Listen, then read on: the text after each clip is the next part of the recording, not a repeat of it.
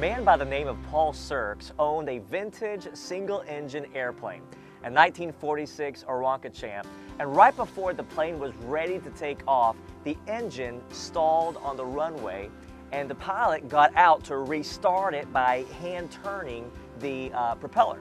And that's when the fun began, because once the engine started, he could only watch helplessly as the plane on its own taxied away from him and took off by itself. The plane was also trimmed for landing, which means the nose was trimmed up so it just started climbing. And for 2 hours, that plane flew by itself. It climbed to about 2,000 feet, it circled the area for about 5 minutes, and it finally headed northeast, and it crashed about 90 miles away from where it took off. It was totally destroyed. And the obvious truth of that story is this: without a pilot, a plane will inevitably crash.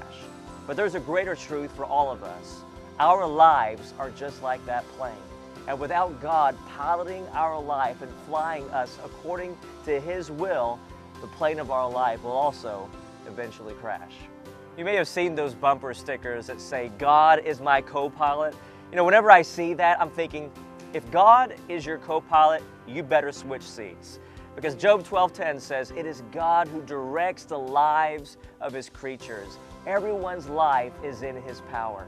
And I think by far the question that most people ask of me as a pastor is, how can I know God's will for my life? How do I know what His purpose and plan is for me? And let me begin by giving you a great piece of advice, some great news. God wants you to know His will. And God is more eager for you to know His will than you are to find it. Now, before we get into today's study, let me just clear up some misconceptions that people have about God's will. First of all, some people think that God's will is lost and it's up to us to find it. They think that God is like some sort of divine Easter bunny who's hiding His will from us, hoping that we'll just play the game and go and look for it. Others think that God's will is found via some traumatic experience. They happen to slip on a banana peel, their elbow lands on a map of Africa, so they think that God's calling them to be a missionary to Africa. Well, that's what I call voodoo theology. The third misconception is that God's will is something to be afraid of. And people think that if they really surrender to the Lord, that He's going to ship them off to some foreign third world country and they'll never see their families again. Listen, here's the reality, folks. You don't have to be afraid of God's will, because God wants for you what you would want for yourself if you had enough sense to want it. And if you do end up in the heart of Africa serving as a missionary, you will be happier there than you would be any other place on the face of this earth, if you are in the will of God. Now, I'm standing beside the same airplane that I used to fly, and studying to be a private pilot gave me a lot of analogies about the Christian life as well. Because I'll never forget the feeling I had when I first stepped into the cockpit of this Cessna 172.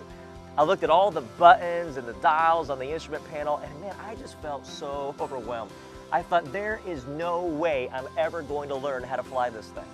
Well, much like all the dials, buttons, and switches on an instrument panel of a cockpit, God's biblical principles each have a purpose in guiding us toward His will for our lives. On their own, they may provide an incomplete picture, but when you begin to put all of them together, they present all the wisdom and direction that you need to get you on the next leg of your journey.